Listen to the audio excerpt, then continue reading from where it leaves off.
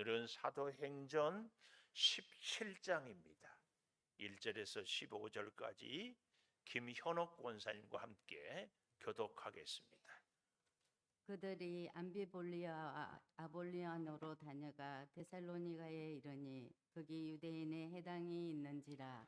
바울이 자기의 관례대로 그들에게로 들어가서 새 안식일에 성경을 가지고 강론하며 뜻을 풀어 그리스도가 해를 받고 죽은 자 가운데서 다시 살아나야 할 것을 정언하고 이르되 내가 너희에게 전하는 이 예수가 곧 그리스도라 하니 그 중에 어떤 사람 곧 경건한 헬라인의 큰 무리와 적지 않은 귀부인도 고난을 받고 바울과 실라를 따르나 그러나 유대인들은 시기하여 저자의 어떤 불량한 사람들을 데리고 때를 지어 성소를 소동하게 하여 야손의 집에 침입하여 그들을 백성에게 끌어내려고 찾았으나 발견하지 못함에 야손과 몇 형제들을 끌고 읍장들 앞에 가서 소리질러 이르되 천하를 어지럽게 하던 이 사람들이 여기도 이름에 야손이 그들을 맞아 들였도다. 이 사람들이 다 가이사의 명을 거역하여 말하되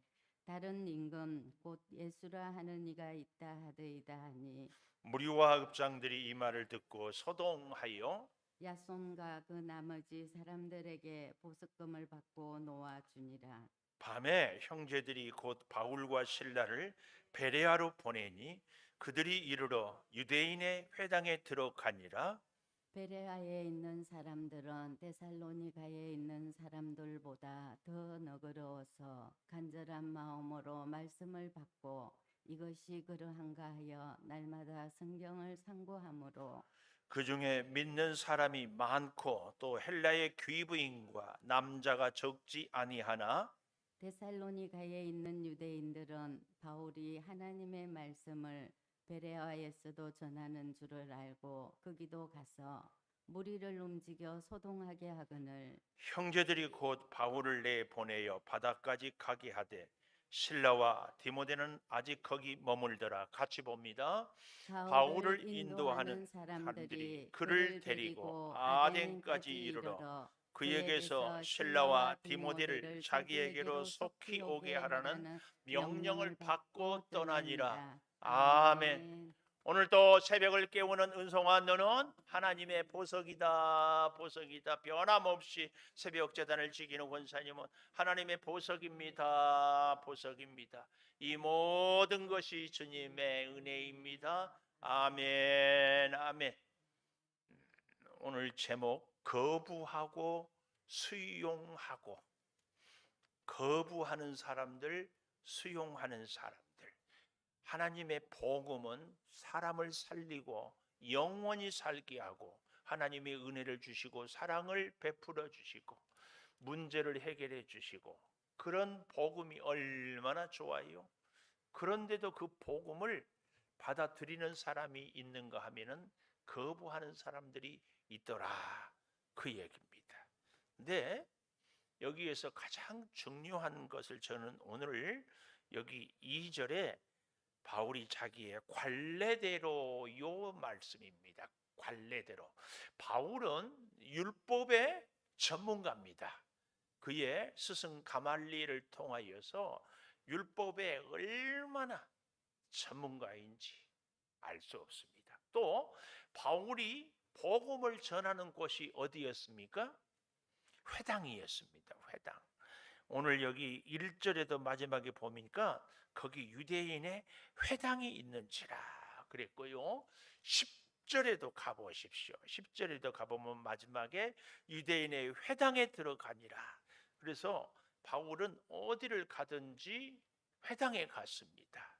물론 빌립보에 가서는 회당에 갔다 못 갔다? 못 갔다. 왜요?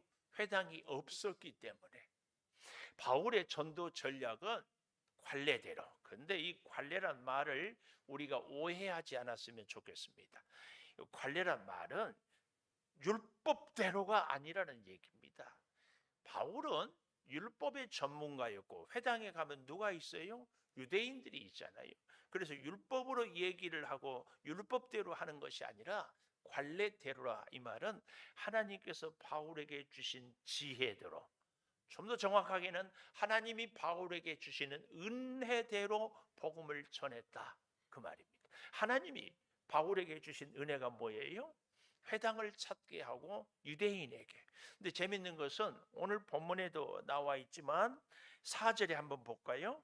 어떤 경건한 헬라인의 큰 무리 적지 않은 귀부인도 권함을 받고 바울과 실라를 따르나, 5절, 그러나 유대인들은 시기하여, 유대인들의 특징이, 유대인 복음을 전하러 회당에 갔는데 많은 경우에 유대인들은 시기하고 불량한 사람들을 데리고 때를 지어 성을 소동하게 하고 야손의 집에 침입했다, 이렇게까지 하고 있습니다. 그뿐이 아니에요. 13절에도 가보십시오.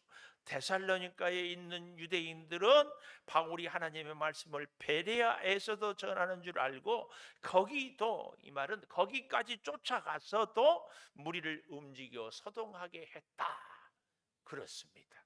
근데 왜 이렇게 바울은 회당에 가서 꼭 유대인들에게 복음을 전했는가? 왜 그래요? 바울의 주된 첫 번째 관심사는 뭐예요? 자기 형제들입니다. 그래서 사도행전 요절이 1장 8절이잖아요. 내용이 뭡니까? 예루살렘과 유대와 사마리아와 땅 끝까지.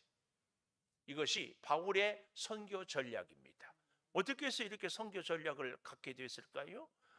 하나님의 감동, 하나님의 은혜.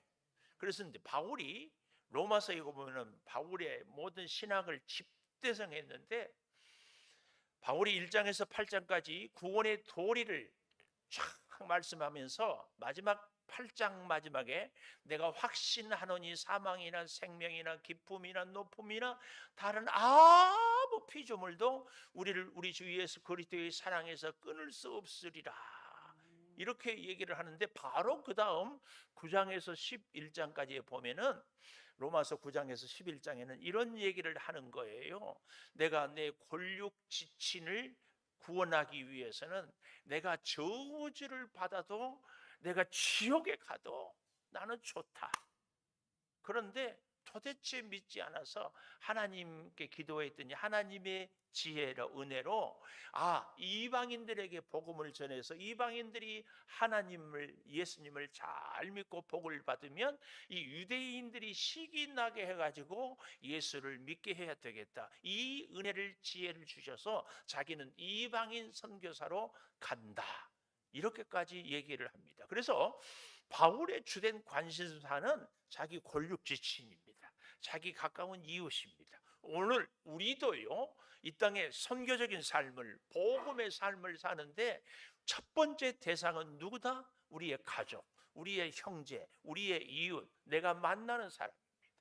특별히 이 시대에는 우리가요, 해외로 선교를 하러 가지 않아도 해외에 있는 외국인들이 우리 대한민국에 와서 다 살아요.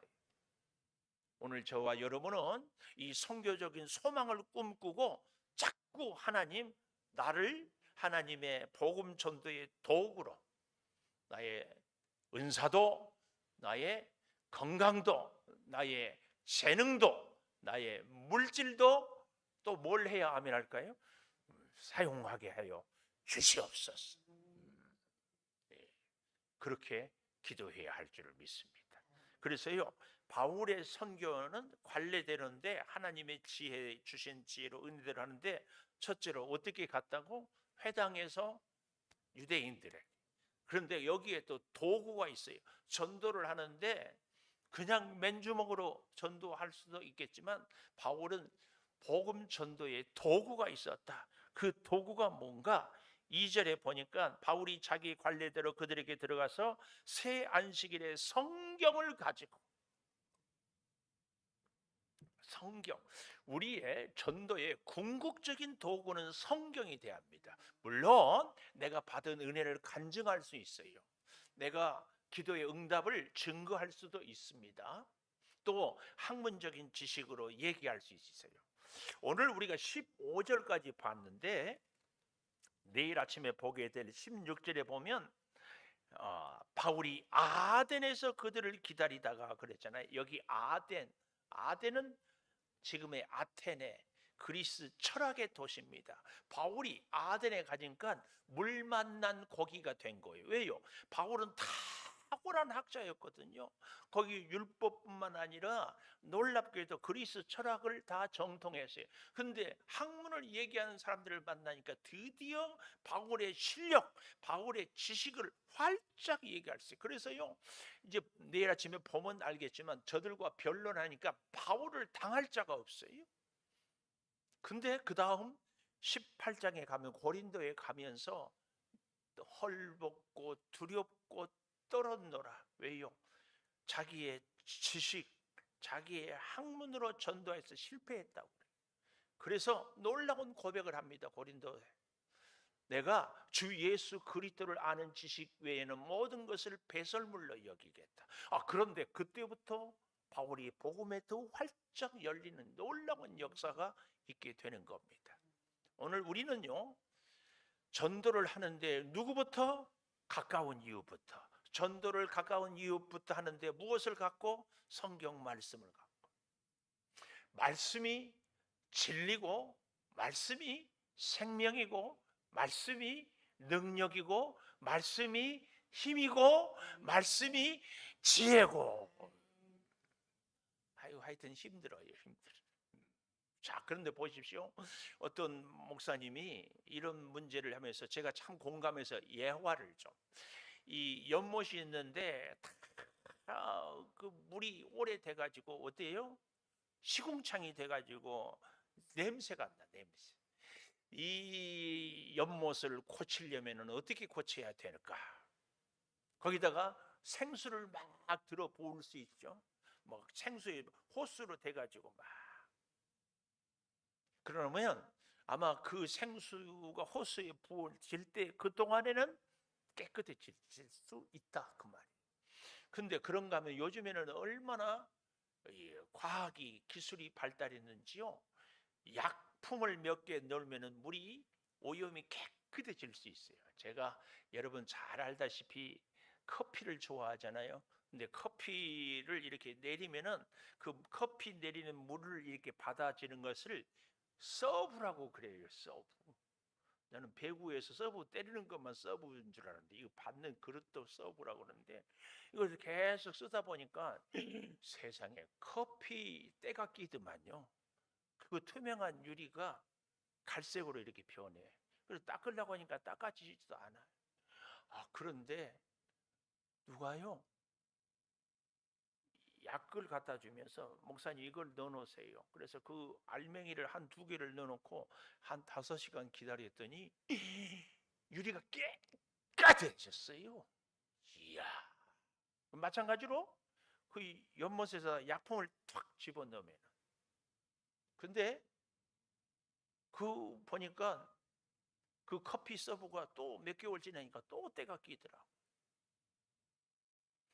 근데 제일 좋은 방법은 뭘까요? 그 시궁창 연못을 지속적으로 계속해서 완전히 깨끗한 연못, 고기가 놀 수 있고, 아니 심지어는 우리가 물을 마실 수 있는 연못이 되는 비결은 어디에 있어요? 그 연못에서 생수가 계속 흘러나와서 넘치고 넘치고 넘쳐나게 그렇게 하는 것이 가장 좋은 방법.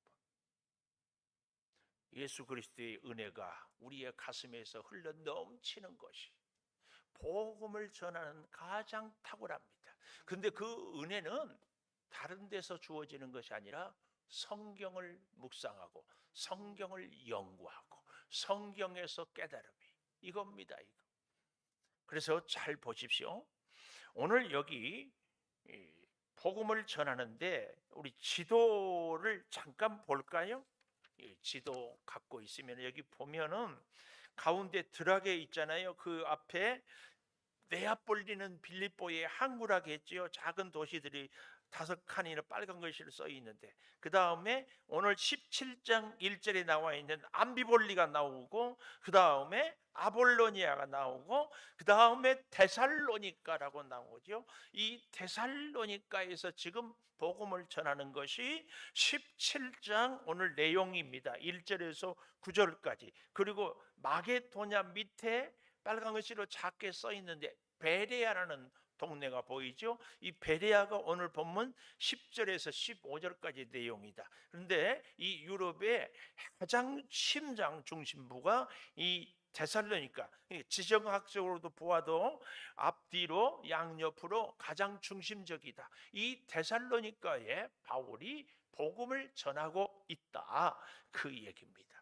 근데 이제 우리가 여기서 한 가지 좀 잠시 우리가 묵상을 좀 해보았으면 좋겠다 하는 것이, 하나님의 일을 합니다. 우리가 그렇죠? 복음을 전합니다. 하나님이 기뻐한다 안 한다? 기뻐하지. 하나님이 기뻐하는 일을 하나님을 위해서 해요. 바울 같은 경우에는 사실은 자기를 위해서가 아니고 다 전 생애를 바쳐서. 그러면 하나님이 어떻게 해야 돼요? 하나님이 길이 열리게 하고, 하나님이 몸도 더 튼튼하게 하고, 하나님이 주머니도 두둑하게 해줘야 되잖아요. 오늘 우리로도 보십시오. 새벽기도 안 하다가 새벽기도를 시작했어요, 우리 가운데. 그러면은 그동안에 힘들었던 문제가 해결이 돼야 될 줄 믿습니다. 기도가 이루어져야 할 줄을 믿습니다. 몸이 건강해져야 될 줄 믿습니다. 사업이 잘 돼야 할 줄을 믿습니다. 하여튼 계속해서 아멘 안 하는 분들은 나도 몰라요. 자, 이렇게 되는데 놀라운 것은, 아니 기가 막힌 것은, 이렇게 기도 안 하다가 기도하고 봉사 안 하다가 봉사하고 열심히 사는데도 문제가 여전히 있을 때 우리는 어때요? 그만 갈등하죠. 새벽기도 해도 소용없네, 주일을 해도 소용없네, 이렇게 절망할 수 있어요. 여기서 우리가 꼭 바울을 본받아야 돼. 바울은 어떻게 했습니까? 반대하는 사람들이, 유대인들이 쫓아가면서까지 핍박을, 데살로니가에서 베레아까지 왔는데도 거기 있었다.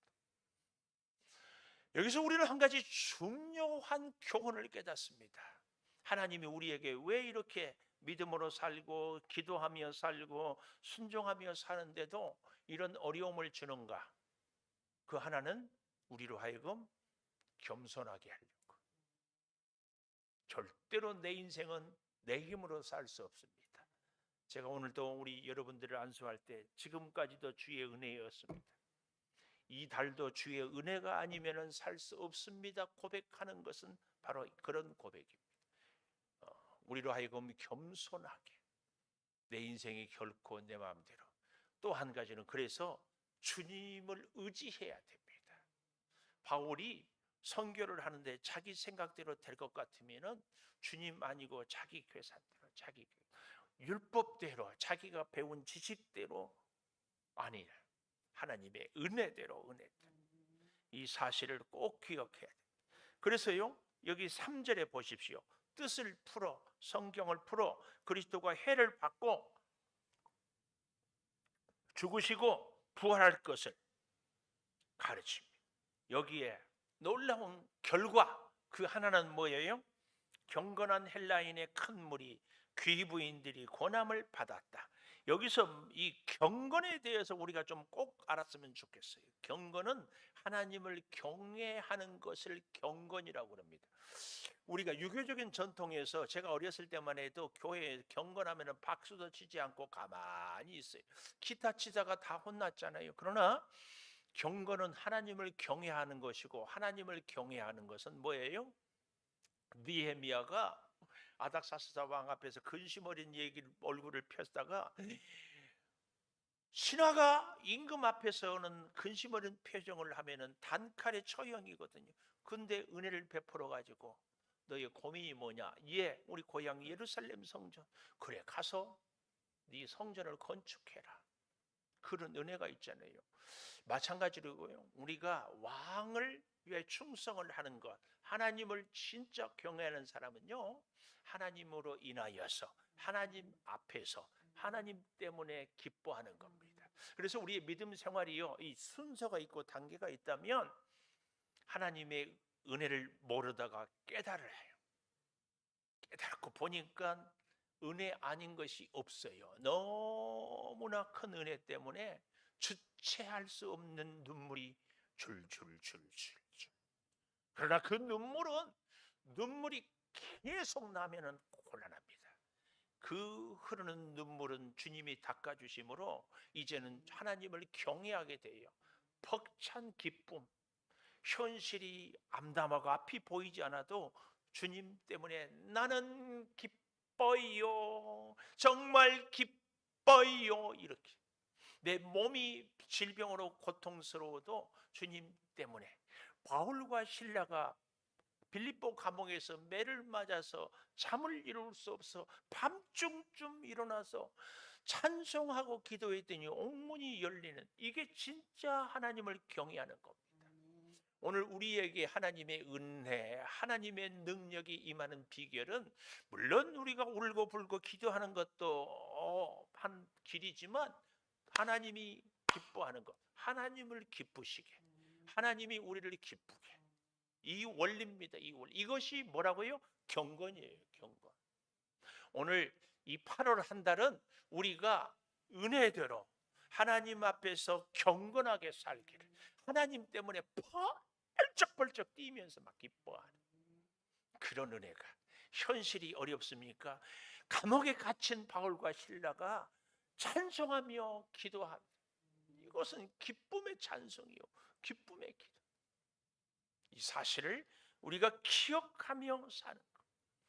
바로 그러할 때에 잘 보십시오. 이제 데살로니가의 유대인들이 5절에 보면은 시기하고 저자의 불량한 사람들을 데리고 때를 지어 소동하고 야손의 집에 가서 야손의 집에 찾았으나 발견하지 못했다고 하잖아요.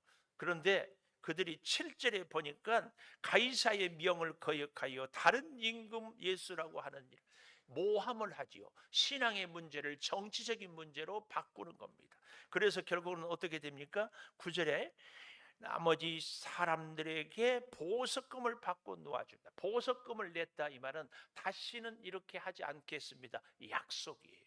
그래서 어디로 갑니까? 10절에 보니까 밤에 형제들이 바울과 실라를 베레아로 보냈다. 여기 이 밤에 할 때 그 밤은 핍박을 받았던 그 밤, 영어로 더 정관사가 있는 그 밤이 아니라 어느 날 밤. 그러니까 이 바울은 아직 어디에? 데살로니가에 있는데 바울을 다 감추어 놓고 야손이 보석금을 내고 가장 안전한 날 밤, 우리로 말하면 소낙비를 피하여서 보냈습니다. 근데 그곳이 베레아예요. 베레아 사람들은 어떻다고요? 더 너그러워서 11절에 옛날 개역 성경에는 더 신사적이어서 이런 번역을 했어요. 신사는 너그러운 사람입니다. 너그러운 사람이 신사입니다. 제가 커피 얘기 한 번만 더 할게요. 커피가요, 고급 커피일수록 이 싸구려 커피와 차이가 있습니다. 봐서는 몰라요. 냄새로도 향기로도 잘 몰라요. 딱 알 수 있는 게 입에다 한 모금 딱 마셔보면 알아요. 고급 커피와 싸구려 커피의 차이는 제 느낌으로는 싸구려 커피는 입에 대는 순간 딱 걸려. 마시기가 싫어. 마실 수 없어. 그리고 마시고 나면 막 불편해. 근데 아주 고급 커피는 마시면 아주 맛이 부드러워요.